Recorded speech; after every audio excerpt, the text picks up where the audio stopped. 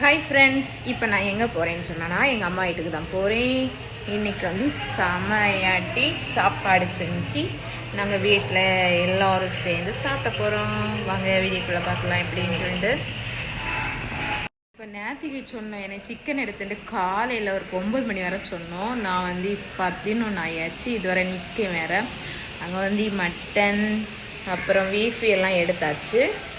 நான் சிக்கன் மட்டும் எடுத்துகிட்டு போகணும் கடையில் போய். இப்போ சிக்கன் வாங்கிட்டு போயிட்டுருக்கோம். ஆனால் வந்து அங்கே வந்து பிரியாணி வச்சது இங்கே வர வாசம் அடிச்சது. சிக்கன் கேட்குதே போய் குளி. அப்படியே வீட்டுக்குள்ளே போகும்போதே லியானாவை குளிச்ச சொல்லி குளிச்சு வித்திட்டு அப்படியே நான் கிச்சனுக்குள்ளே போயாச்சு. கிச்சனுக்குள்ளே போய் மட்டன் குழம்பு மட்டன் பிரியாணிக்கு ரெடி ஆக்கின்றிருந்தான் எங்கள் அக்கா. தக்காளி இது எல்லாத்தையும் நேரமே வெட்ட வச்சுருக்கோம். நான் வருமுன்னே எல்லா வேலையும் மட்டன் பிரியாணி வச்சு பீஃப் பிரியாணி தான் வச்சுட்டு இருந்தோம். நான் வரும்போது அப்படியே இந்த கோழியை வாங்கி கொடுத்தோன்னே படபடன்னு விரவி வச்சியாச்சு.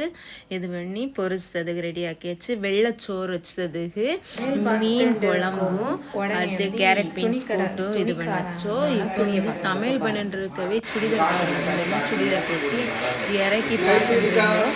எல்லாருமே நிறைய சுடிதார் எல்லாம் எடுத்தோம். அவருக்கு நல்லா எங்கள் பாட்டி கணக்காக இருக்குமா அப்படியே எங்கள் பாட்டி சுடிதார் கேட்டு நான் அவங்களுக்கு போட கொடுத்தி அவங்களே பார்த்து காமெடி பண்ணிட்டு கிடந்தோம். நல்லா ஃபன் பண்ணிட்டு நல்லா ஜாலியாக என்ஜாய் பண்ணிட்டு அப்படியே சாப்பிட்டுண்டு அப்படி இது பண்ணி என்ஜாய் பண்ணோம். இப்போ சமையல் எல்லாம் முடிஞ்சாச்சுன்னு சொல்லிட்டு அப்படியே உள்ளே போய் பார்த்தான்னு சொன்னான்னா சிக்கன் பொரிச்சுட்டு இருந்தோம்.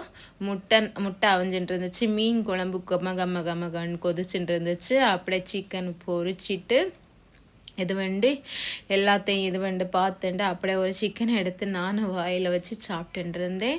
இப்போ என்னென்ன சமைச்சு வச்சுருக்கான்னு சொன்னான்னா வெள்ளை சாப்பாடு வந்து என்னதுன்னு சொன்னான்னா பீட்ரூட் கேரட் பீன்ஸ் கூட்டு மீன் குழம்பு வெள்ளை சாப்பாடுக்கு. அடுத்து மட்டன் பிரியாணிக்கு சிக்கனு அப்புறம் வந்து உள்ளி தயிர் கூட்டு முட்டை அப்புறம் வந்து பீஃப் பிரியாணி போட்டிருந்துச்சு. அதுக்கு 1.5 கிலோ தனியாட்டி பீஃப் பிரியாணியும் 1.5 கிலோ இந்த மட்டன் பிரியாணியும் போட்டிருந்தோம். அப்படியே எல்லாத்தையும் தனித்தனியாக பாத்திரத்தில் எடுத்து வச்சுட்டு மொத்தமாட்டி எல்லோரும் கூட்டமாக இருந்து சாப்பிட்லான்னு சொல்லிட்டு இந்த சாப்பாடை எடுத்துகிட்டு இருந்தோம்.